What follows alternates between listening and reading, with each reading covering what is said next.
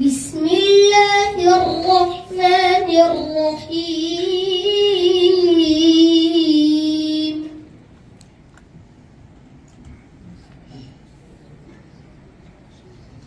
يا أيها النبي اتق الله ولا تطع الكافرين والمنافقين إن الله كان عليما حكيما. واتبع ما يوحى إليك من ربك إن الله كان بما تعملون خبيرا.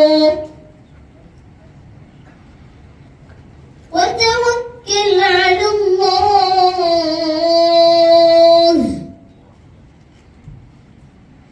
وكفى بالله وكيلا.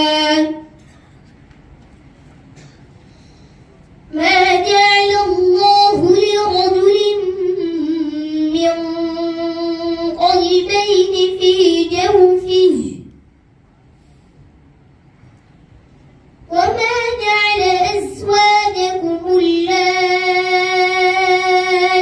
تظاهرون منهن أمهاتكم وما جعل أدعياءكم أبناءكم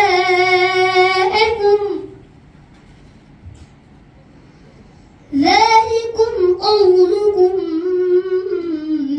بأفواهكم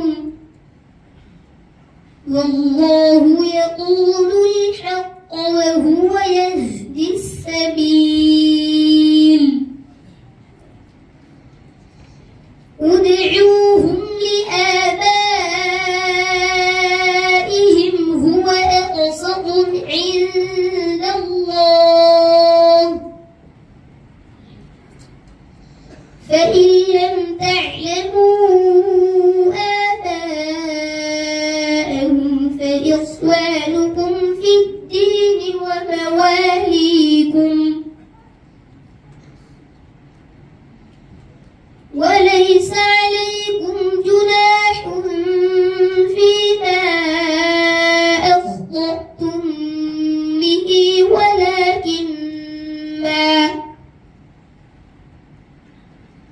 ولكن ما تعمدت قلوبكم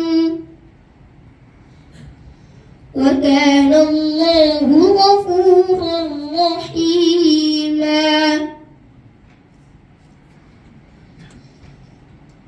النبي أولى بالمؤمنين من أنفسهم وأزواجه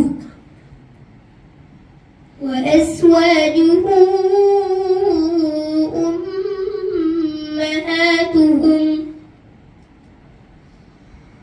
وأولو الأرحام بعضهم أولى ببعض في كتاب الله من المؤمنين والمهاجرين